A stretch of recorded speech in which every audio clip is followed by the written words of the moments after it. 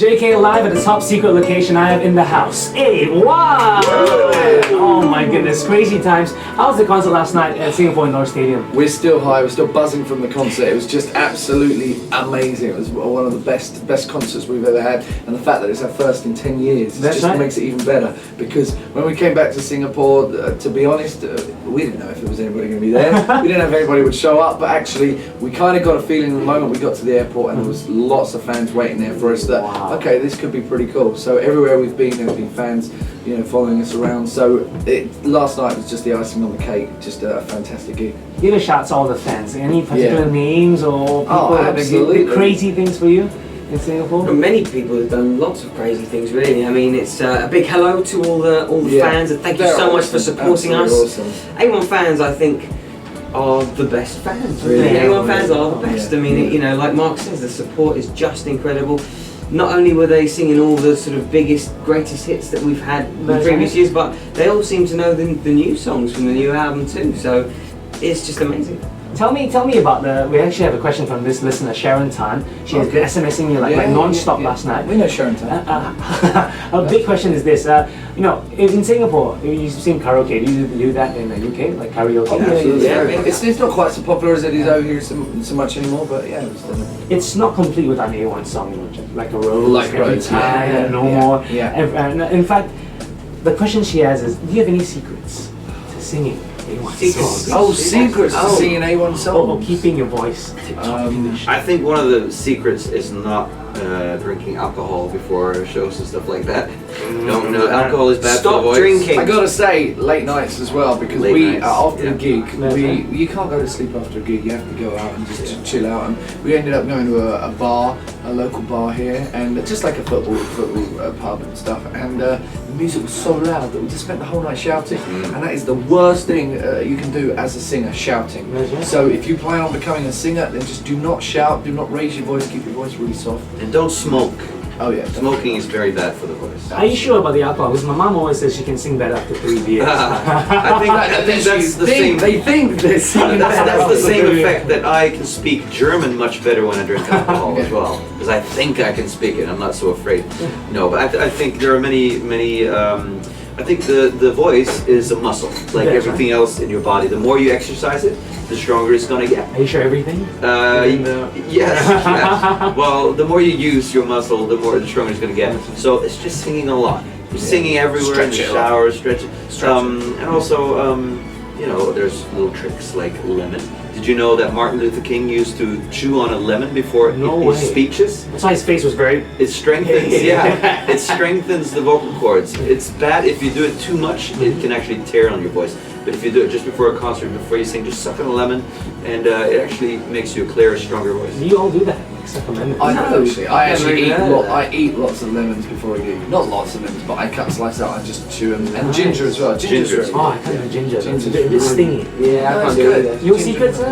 My secret is just be amazing. Last 10 years ago, tell me about the changes. I mean, I'm sure it has changed magnificently. Like, in your personal opinion, how's it different in Singapore? How's it look? It's a growing, a lot more buildings. Awesome place. It's hard to tell because the last time we came, we stayed in a different area, a different hotel. So obviously the view looks very different because it's a different place. We were in Sentosa. It's incredible. Oh, okay. Sentosa was very different, but a different, you know, part of town and stuff. But you know, it's just the coolest place. You know, this is one of the most coolest places in the planet. That is nice. You heard it from A1, coolest place. Oh, come on. You should see the view from our hotel room and stuff. I mean, just looking at the Marina Bay and everything, it's just, wow.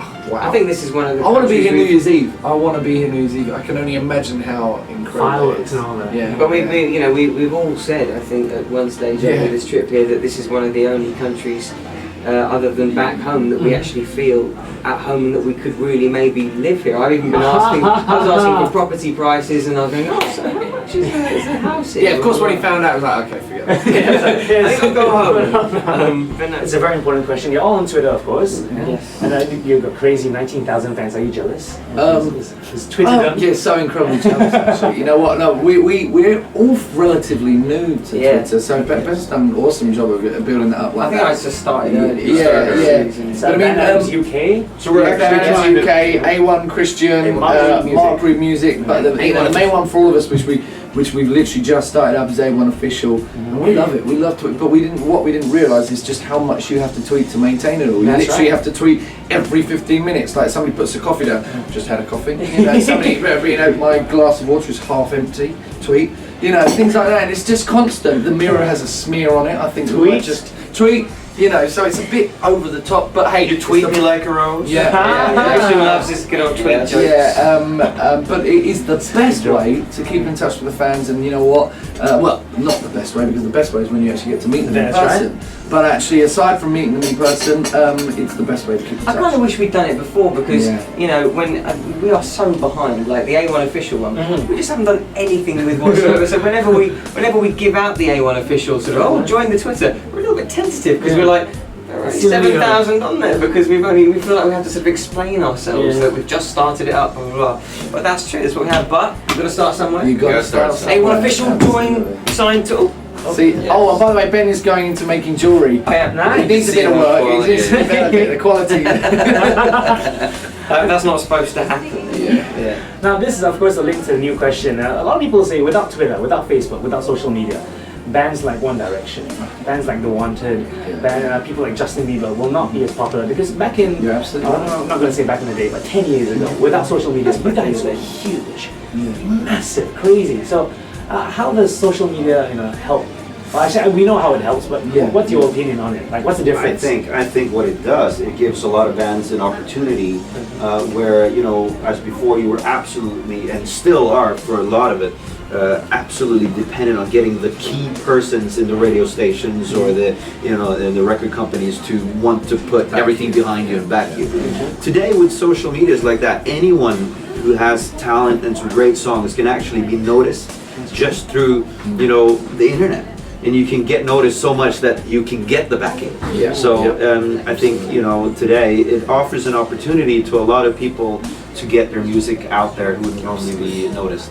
How sad do you think it is that actually when music executives are looking for new bands, they actually look for their on social network presence over their music? That's more important. There we go. So it just shows us at the sign of the times how things have changed. You get a list of an A&R list, which is are looking for new artists and stuff, and it'll be like, what's their presence online, what's their presence on YouTube, on Twitter, Facebook. Oh, and then like 6th on the list, what's their music sound like? So it has changed. Times have really also, for us, it's fantastic, because we've been away for 10 years, and if it wasn't for social media like Facebook and Twitter or whatever it is, they wouldn't be able to keep up to date with what we're doing, our movements and stuff. I mean, even today we're going to go and visit a whole lot of fans. We can just go, we're going to be here, come and see us. Where will you be? I don't know. We're going to shopping. We're going to be shopping. We're going to be making a quick appearance at 313 Somerset Mall, and we'll pop into HMV. It's nice to see. Check out the album. It's nice to see a record store still there. So we're going to check that out. To sum everything up, tell me your future plans to the camera, to the fans. What's happening in the future? Firstly, we wanted to say a massive hello and thank you to our amazing fans here in Singapore. You guys are the best, and you just make it all worthwhile. You are the lifeblood of what we do, and we truly appreciate it. Thank you for the sign language, Ben. That's okay. I'm helping you out here. The gestures, and we love that. We love that. So you're doing, okay, cool. Thank you. All right, thank you. A1.